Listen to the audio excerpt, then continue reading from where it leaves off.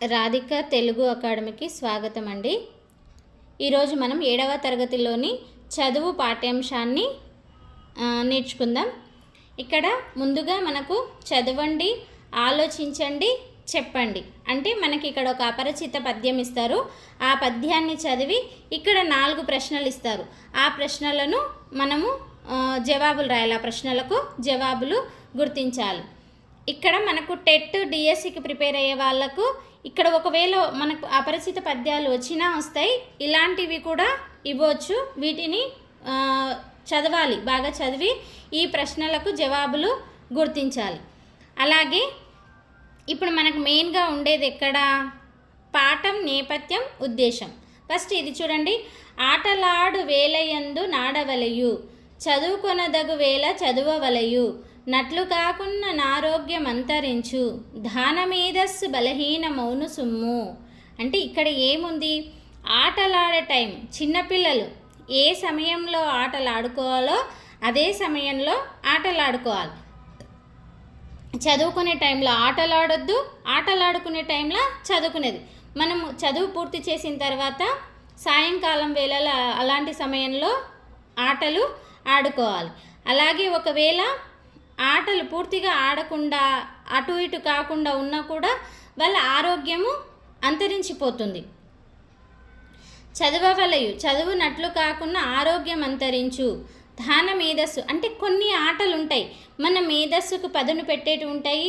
అలాగే కొన్ని ఆటలు ఎలా ఉంటాయి అంటే ఆరోగ్యాన్ని కలిగించే ఆటలు ఉంటాయి. పూర్తిగా ఎప్పుడు కూర్చున్న వాళ్ళు కూర్చున్నట్టే ఉన్నా, ఎప్పుడు చదువుతూ ఉన్నా కూడా మనకు మానసికంగా మనము ఎదగలేము. కాబట్టి చిన్నపిల్లలను మేధస్సుకు తగ్గట్టుగా వాళ్ళు ఆరోగ్యంగా దృఢంగా కావడానికి కొన్ని ఆటలు ఆడించాలి అని ఈ పద్యం యొక్క ఉద్దేశం. ఆటలు ఎందుకు ఆడుకోవాలి, ఎప్పుడు ఆడుకోవాలి? ప్రశ్నలు: ఏ సమయంలో చదువుకోవాలి, ఎందుకు? ఆటలు ఆడకుండా టీవీ చూస్తూ కూర్చుంటే ఏమవుతుంది? చదువు సరిగ్గా చదువుకోకుంటే ఏమవుతుంది? ఇప్పుడు ఎక్కువ శాతము పిల్లలు బయట ఆడడం తక్కువైంది. ఎప్పుడు చూసినా టీవీ, ఫోన్లు చూడడము అయిపోతుంది. అందుకే ఆటల యొక్క ప్రాముఖ్యతను ఇక్కడ తెలియజేస్తున్నారు. నెక్స్ట్, పాఠం నేపథ్యం ఉద్దేశం. ఈ పాఠం యొక్క ఉద్దేశం టెట్ ప్రిపేర్ అయ్యే వాళ్ళు కానీ, డిఎస్సికి ప్రిపేర్ అయ్యే వాళ్ళు కానీ పాఠం యొక్క ఉద్దేశాలు, నేపథ్యం లేదా పాఠ్యభాగ వివరాలు, కవి పరిచయాలు ఇవి తప్పనిసరిగా నేర్చుకోవాలి. దీంట్లో నుంచి ప్రశ్నలు వచ్చే అవకాశం ఉంటుంది. ఒకప్పుడు ఉజ్జయిని రాజ్యానికి రాజు విక్రమార్కుడు. అతని తర్వాత కాలంలో భోజరాజు రాజ్యాన్ని పరిపాలించాడు. విక్రమార్కుడు అంటే తెలియని వాళ్ళు ఎవరు ఉండరు. ఆ విక్రమార్కుడు తర్వాత ఎవరు వచ్చారంట, భోజరాజు వచ్చాడంట. ఆయన పరిపాలించాడు. భోజరాజు విక్రమార్కుని కథలు అనేకంగా వినేవాడు. ఎందుకంటే విక్రమార్కుని కథలు చాలా వీరోచితంగా ఉంటాయి, చాలా బాగుంటాయి. అలా ఆ కథల్లో కమలాకరుని కథ ఒకటి. ఈ విక్రమార్కుని కథలు ఇందులో ఈ కమలాకరుని కథ కూడా ఒకటంట. కమలాకరునికి చదువు పట్ల ఎటువంటి ఆసక్తి లేదు. తండ్రి త్రివిక్రముడు చదువు గొప్పతనాన్ని తెలుపుతూ కొడుకును మందలిస్తాడు. కమలాకరుడు మారిన పద్ధతి, మందలించిన విధానం ఈ పాఠంలో ఉన్నది. చదువు యొక్క ఆవశ్యకతను తెలియచెప్పడం ఈ పాఠం ఉద్దేశం. అంటే ఇక్కడ ఏముంది, ఉజ్జయిని రాజ్యాన్ని ఎవరు పరిపాలించేవారు? విక్రమార్క రాజు పరిపాలించేవాడు. ఆయన తర్వాత ఎవరు? భోజరాజు రాజ్యాన్ని పరిపాలించాడు. ఆ భోజరాజు ఏంటి, విక్రమార్కుని యొక్క కథలు వినేవాడు.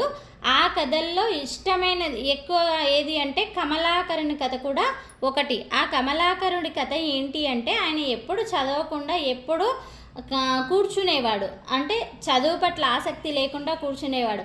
అలాంటి వాణ్ణి తన తండ్రి మందలించి తనను మళ్ళీ చదివేటట్లుగా, మంచి తెలివిపరుడుగా అయ్యేటట్లుగా తీర్చిదిద్దిన విధానము ఈ పాఠంలో ఉంది. అందుకే ఈ పాఠం యొక్క ఉద్దేశం ఏంటి అంటే చదువు యొక్క ఆవశ్యకతను తెలియచెప్పడము ఈ పాఠం యొక్క ఉద్దేశమని చెప్పొచ్చు. అంటే చదువు యొక్క గొప్పతనాన్ని చెప్పడమే ఈ పాఠం యొక్క ఉద్దేశమని కూడా మనము చెప్పొచ్చు. ఇక్కడ పాఠ్యభాగ వివరాలు. ఈ పాఠం కథాకావ్యం ప్రక్రియకు చెందింది. మనకు టెట్లో కూడా ఈ ప్రశ్న రావచ్చు. చదువు పాఠ్యాంశం ఏ ప్రక్రియకు చెందింది అంటే కథాకావ్యం ప్రక్రియకు చెందింది. వివిధ కథల ఆహార కావ్యం కథాకావ్యం. దీనిలో వస్తు ప్రధానం, రమణీయ కథన విధానం కలిగిన కావ్యమే కథాకావ్యం. దీంట్లో వస్తు ప్రధానం అంటే దీంట్లో విషయము, రమణీయ కథన అంటే మంచి కథన విధానం కలిగిన కావ్యం, మంచి రమణీయంగా కలిగిన కథలు ఉంటాయని అర్థం. నీతిని, వ్యవహార దక్షతను, కార్యకుశలతను, ఉత్తమ గుణాలను పెంపొందించే కథలు ఇందులో ఉంటాయి. అంటే ఇందులో ఉత్తమమైన గుణాలను ఏ విధంగా పొందాలి అనేవి కానీ, అలాగే మంచి పనులు, నీతిని, ప్రతి కథలోనూ నీతిని తెలియజేసే కథలు ఇందులో ఉంటాయి అని చెప్తున్నారు. కొరవి గోపరాజు రచించిన సింహాసన ద్వాత్రిశింక చతుర్థ శ్వాసంలోనిది కథ. భోజరాజుకు 9వ సాలబంజిక ఈ కథను చెప్పింది.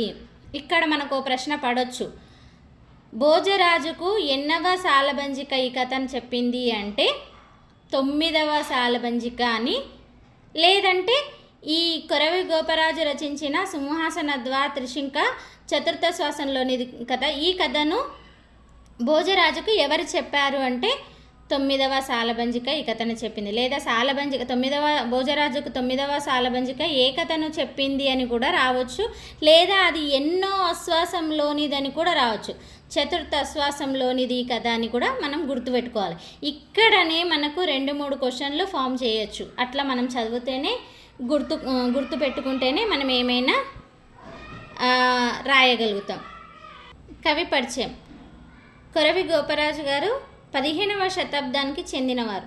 కొరవి గోపరాజు తల్లిదండ్రులు కామాంబిక, కొరవి కసవరాజు. గోపరాజు నేటి నిజామాబాద్ జిల్లా భీమ్గల్ ప్రాంతం వాడు. నాటి పల్లికొండ సంస్థానాధీశుడు మహారాజు రాణా మల్లన్న ఆస్థాన పండితుడు. ఈయన ఎవరి ఆస్థాన పండితుడు అంటే నాటి పల్లికొండ సంస్థానాధీశుడు మహారాజు రాణా మల్లన్న ఆస్థాన పండితుడు. ఎవరు? మహారాజు రాణా మల్లన్న ఆస్థాన పండితుడు. సాహిత్యంతో పాటు రాజనీతి, ఛందస్సు, కథలతో పాటు రాజనీతి, ఛందస్సు, యోగం, జ్యోతిష్యం మొదలైన శాస్త్రాలలో ప్రావీణుడు. అందరికీ సులభంగా అర్థమయ్యే విధంగా కథలు చెప్పడం ఈయన ప్రత్యేకత. ఫస్ట్, కొరవి గోపరాజు గారి యొక్క తల్లిదండ్రులు కామాంబిక, కొరవి కసవరాజు. గోపరాజు ఎక్కడ? నేటి నిజామాబాద్ జిల్లా భీమ్గల్ ప్రాంతం వాడు. ఎక్కడి వారు ఆయన అంటే నేటి నిజామాబాద్ జిల్లా భీమ్గల్ ప్రాంతం వాడు. నాటి పల్లికొండ సంస్థానాధీశుడు మహారాజు రాణా మల్లన్న యొక్క ఆస్థాన పండితుడు. ఎవరి ఆస్థాన పండితుడు అంటే రాణా మల్లన్న ఆస్థాన పండితుడు అంట. ఈయన రచించినవి అంటే సాహిత్యంతో పాటు రాజనీతి, ఛందస్సు, యోగం, జ్యోతిష్యం మొదలైన శాస్త్రాల్లో ప్రావీణ్యం. అంటే మనకు రచనలు ఏవి అంటే రాజనీతి శాస్త్రం, ఛందస్సు, యోగం, జ్యోతిష్యం ఇలా మొదలైన శాస్త్రాలను రచించడం జరిగింది. అందరికీ ప్రత్యేకత ఏంటి అంటే అందరికీ సులభంగా అర్థమయ్యే విధంగా కథలు చెప్పడం ఈయన యొక్క ప్రత్యేకత అని చెప్పొచ్చు. ప్రవేశిక. ఇందులో చదువు మనిషిలో వివేకాన్ని మేల్కొల్పి విజ్ఞానవంతుణ్ణి చేస్తుంది. విజ్ఞానం వల్ల వినయం, పరోపకార బుద్ధి, లౌక్యం, ధర్మనిరతి, ఆదర్శ జీవనం వంటి ఉత్తమ గుణాలు అలవడుతాయి. తమ పిల్లలు ఉత్తమ పౌరులుగా మారాలని తల్లిదండ్రులంతా కోరుకుంటారు. చదువు పట్ల నిర్లక్ష్యం వహించే పిల్లల గురించి ఎంతో బాధపడతారు. విక్రమార్క మహారాజు యొక్క పురోహితుడైన త్రివిక్రముడు తన కొడుకు కమలాకరుడు సరిగ్గా చదువుకోవడం లేదని మదనపడ్డాడు. కొడుకుకు ఎట్లా హితవు పలికాడో పాఠం ద్వారా తెలుస్తుంది. అంటే చదువు మనిషి లోపల వివేకాన్ని మేల్కొల్పి విజ్ఞానవంతుణ్ణి చేస్తుంది. అది కరెక్టే.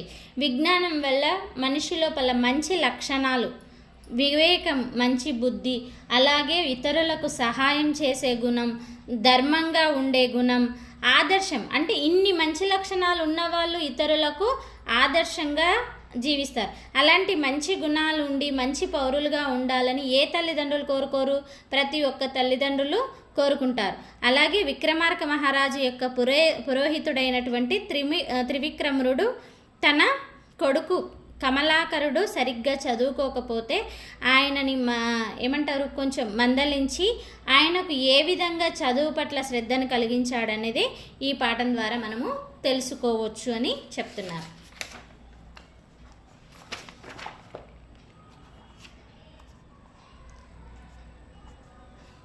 పద్యాలు.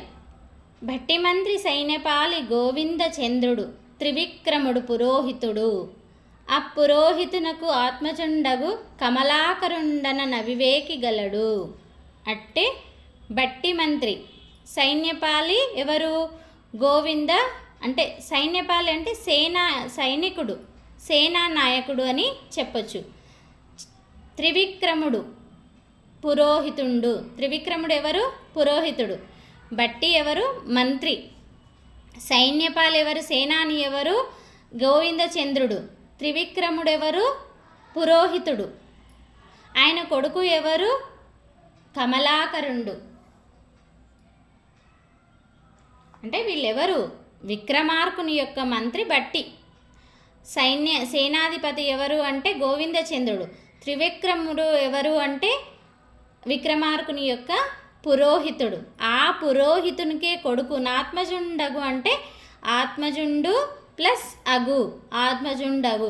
నప్పురోహితునకు, నప్పురోహితుడు అంటే ఆ ప్లస్ నా అంటే ఇక్కడ ఆ పురోహితుండు, ఆ ప్లస్ పురోహితుడుండు, త్రికసంధి కదా. ఆ కమలాకరుడు ఎవరు అంటే ఈయన త్రివిక్రముడి యొక్క కుమారుడు అంటే కొడుకు అని చెప్పొచ్చు. ఆ కమలాకరుడా కమలాకర సాదృశ్యముగా జడాశయుడైనన్ శోకము మది బొదలంగా వివేకము పుట్టింపదండ్రి వెరవున దూరెన్. ఆ కమలాకరుడు అంటే కమల ప్లస్ ఆకరం, కమలాకరం. ఏ సంధి వస్తుంది? సవర్ణ దీర్ఘ సంధి వస్తుంది. కమలాకరం అంటే కమల ప్లస్ ఆకారం, కమలాకరం అంటే సవర్ణ దీర్ఘ సంధి వస్తుంది. కమలాకరుడా కమలాకర సాదృశ్యముగా జడాశయుడై నన్ శోకం మది బొదలంగా వివేకము పుట్టింప తండ్రి వెరవున దూరెన్. ఆ కమలాకరుడు కమలాకరం వలె, కమలాకరుడు అంటే కొడుకు, ఆ కమలాకరం వలె అంటే ఆ కొలను వలె సాదృశ్యముగా జడాశయుడై. జడాశయుడు అంటే ఎలాంటి ఆశయం లేకుండా జడత్వంతో ఉన్నవాడై అలా చూసి ఆ కొడుకుని ఆ కమలాకరం ఆ కొలనులాకనే ఎలా కదలకుండా దేనికి స్పందించకుండా ఊరికే ఉంటే అది చూసిన త్రివిక్రముడు బాధపడుతూ తన కొడుకు లోపల వివేకము తెలివిని కలిగించాలి అని ఇలా అనెను. చుట్టములకు తల్లిదండ్రులకెట్టి ఎడం ప్రియంబు నెరపడని పని చదువులు గట్టిగా నెరుగని పుత్రుడు పుట్టుట కులమునకు దెవులు పుట్టుట చుమ్మి. తండ్రి ఆ జడాశయంలో ఉన్నటువంటి ఆ కమలాకరుణ్ణి చూసి ఎలాంటి ఆశయం లేని తన కొడుకును చూసి ఎలాగైనా మార్చాలని తన బాధపడుతూ దుఃఖపడుతూ మనసులో బాధపడుతూ ఈ విధంగా తన కుమారునికి చెప్తున్నాడు. ఏమని? చుట్టములకు తల్లిదండ్రులకెట్టి ఎడం ప్రియంబు నెరపడ పని చదువులు గట్టిగా నెరుగని పుత్రుడు. అంటే కులము కానీ చుట్టములకు కానీ తల్లిదండ్రులకు, అందరికంటే ముఖ్యంగా ఎవరు? తల్లిదండ్రులకు.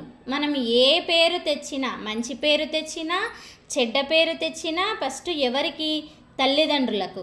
తల్లియున్ తండ్రియున్ ఏది? ద్వంద్వ సమాసం. ఇక్కడ ద్వంద్వ సమాసం వస్తుంది చూడండి. ద్వంద్వ ఏ సమాసము? ద్వంద్వ. తల్లియున్ తండ్రియున్ తల్లిదండ్రుల. ఇలాంటి వాళ్ళకు ప్రియమైన చదువులు అంటే ప్రియమైన చదువులు నేర్వనివాడు.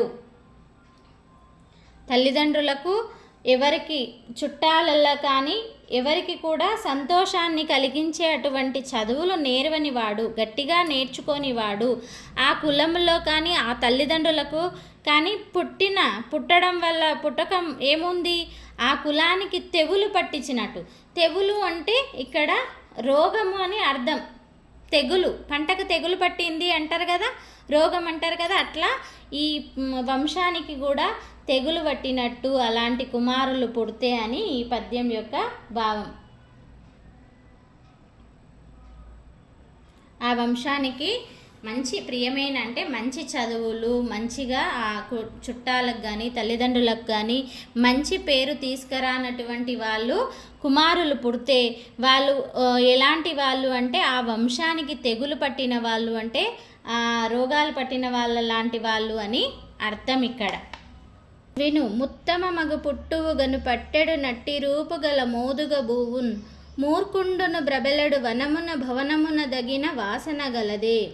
అంటే చక్కని రూపం ఉన్నటువంటి మోదుగ పువ్వు ఎలాంటి సువాసనలు వెదజల్లలేదు, అట్లాగే ఉత్తమమైన జన్మ కలవాడు మంచి రూపురేఖలు ఉన్నప్పటికీ మూర్ఖుడు కుటుంబంలో ఎప్పుడు కూడా వెలుగుని నింపలేడు అని ఇక్కడ అర్థం. అంటే మనిషి ఎంత అందంగా ఉన్నా కూడా మంచి లక్షణాలు లేకుంటే, మంచి చదువు లేకపోతే ఆ వంశానికి ఎలాంటి మంచి పేరు తీసుకురాలేడు అని ఇక్కడ త్రివిక్రముడు తన కొడుకైన కమలాకరునితో చెప్తున్న మాటలివి.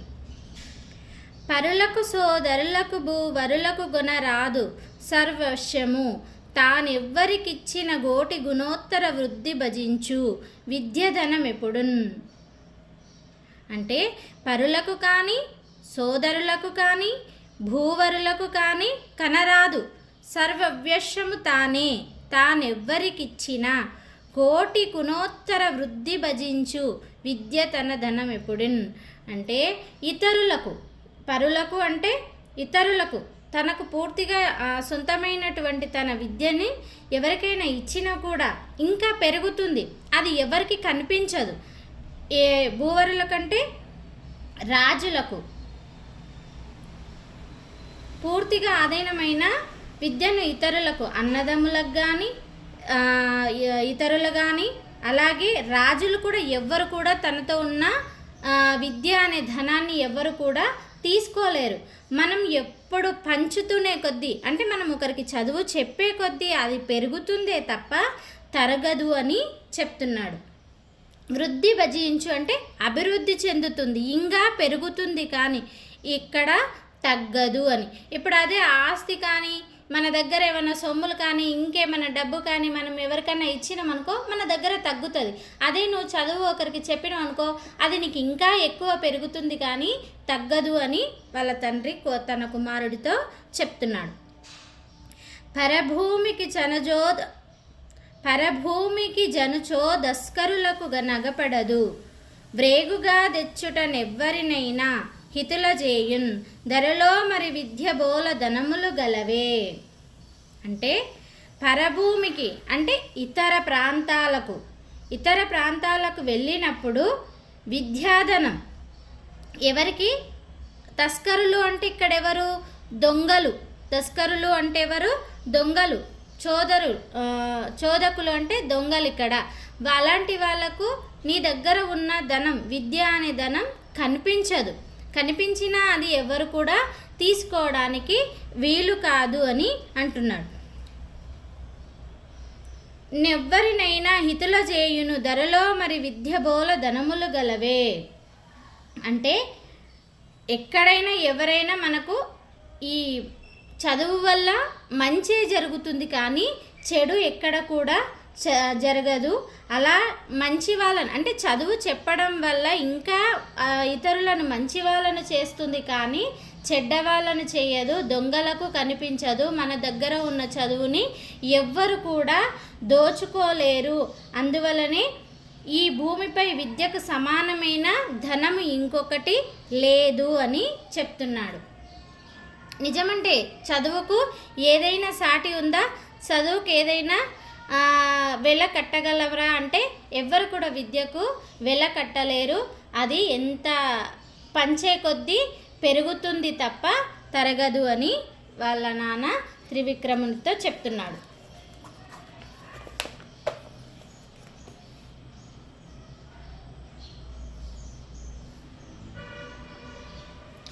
గద్యము పద్యం వెనుపగ గైకొనుటొండే ధ్రువా ప్రబంధసం పద్యదౌడౌటయుండే మృదుభాషల బ్రొద్దులు పుచ్చుటొండే లోకోద్యమ లక్షణం బెరుగుటొండే గడున్ భజించుగాక ఏ విద్యలు నేరడేని పశువేయగుగాదె గణించి చూచినన్.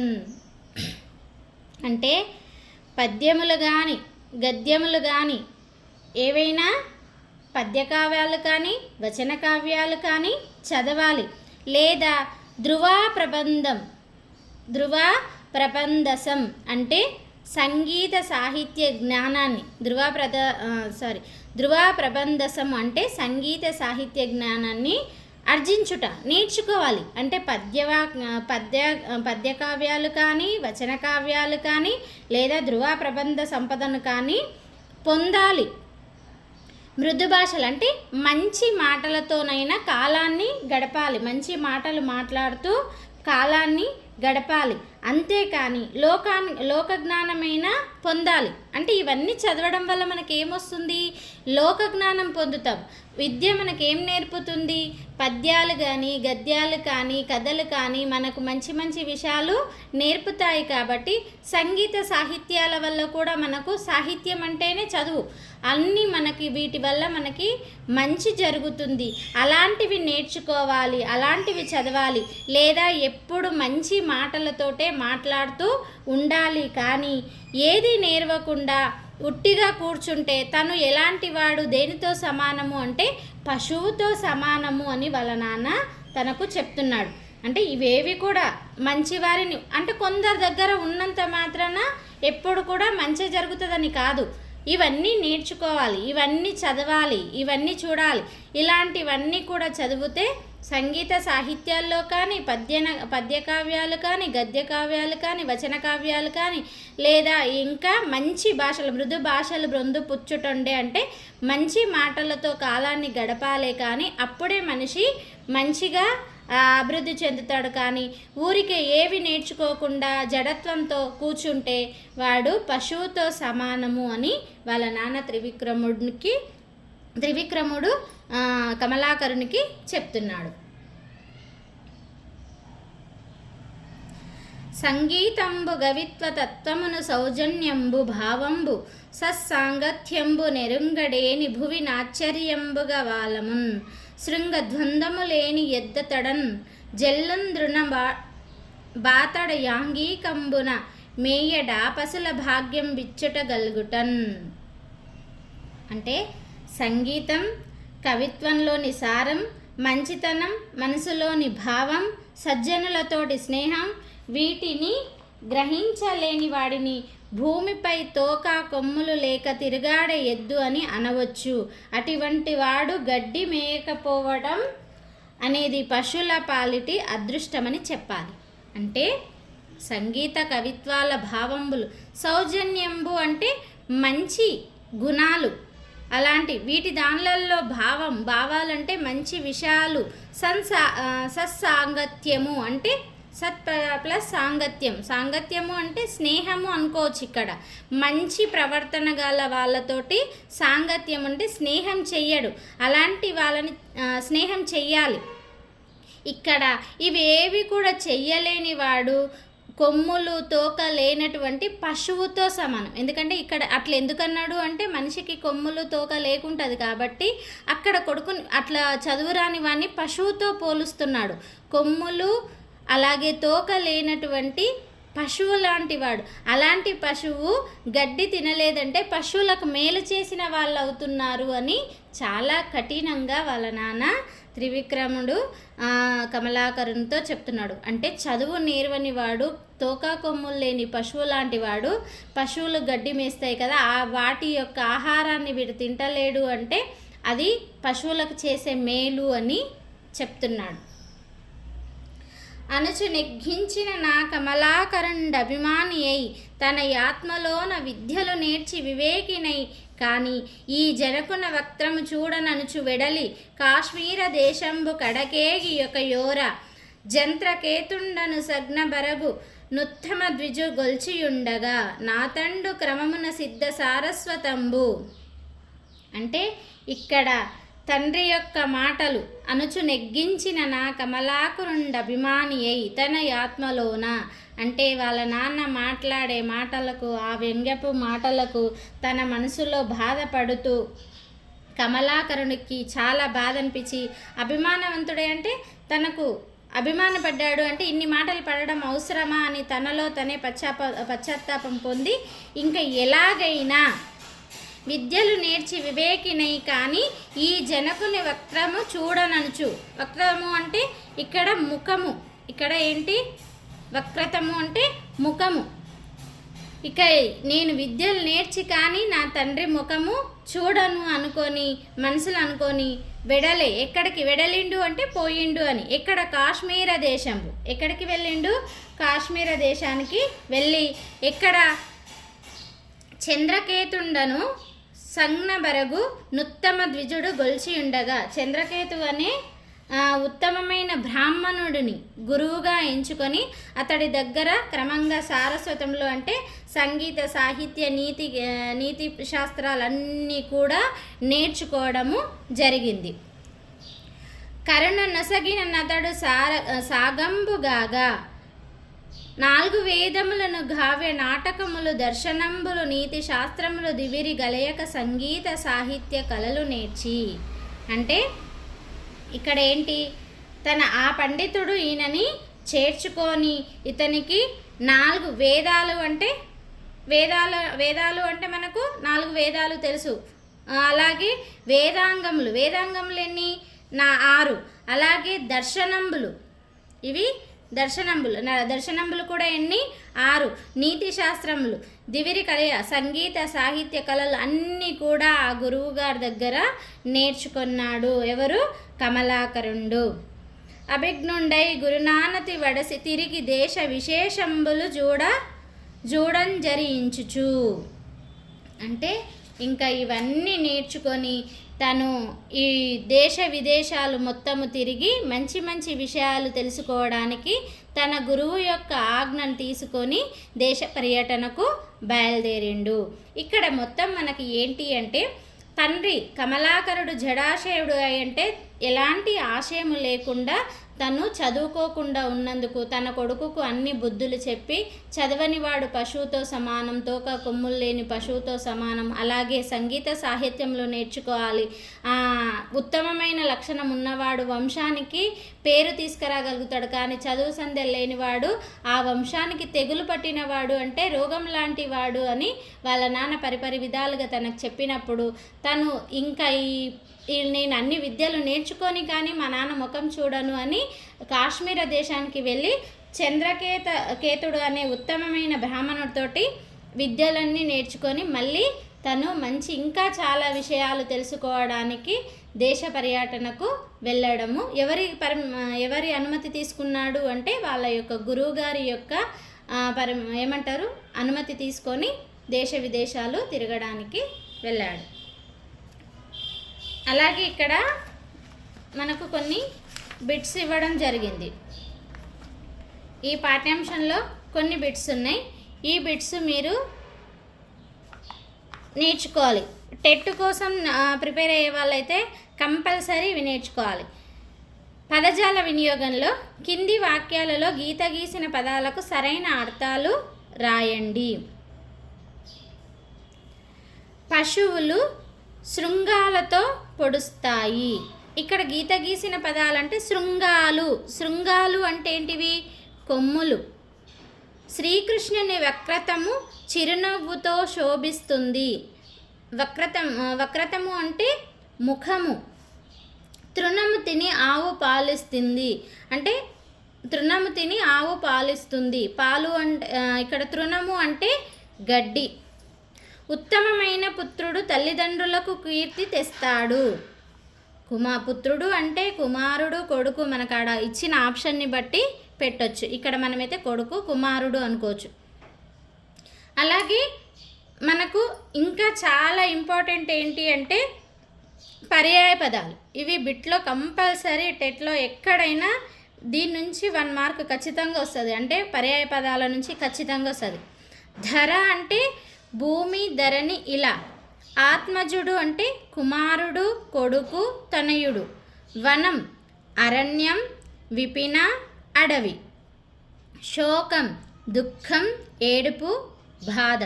ఇవి మనకు ఈ పాఠంలో ఉన్నటువంటి పదజాల వినియోగం. ఇంకా మీకు ఉన్నాయి కొన్ని. నామవాచకం అంటే ఏంటి, సర్వనామం అంటే ఏంటి, విశేషణం, క్రియ, ఇవి కూడా ఉన్నాయి. వాటిని కూడా మీరు పాఠ్యాంశాల్లో వెతికి రాస్తే అర్థమవుతుంది.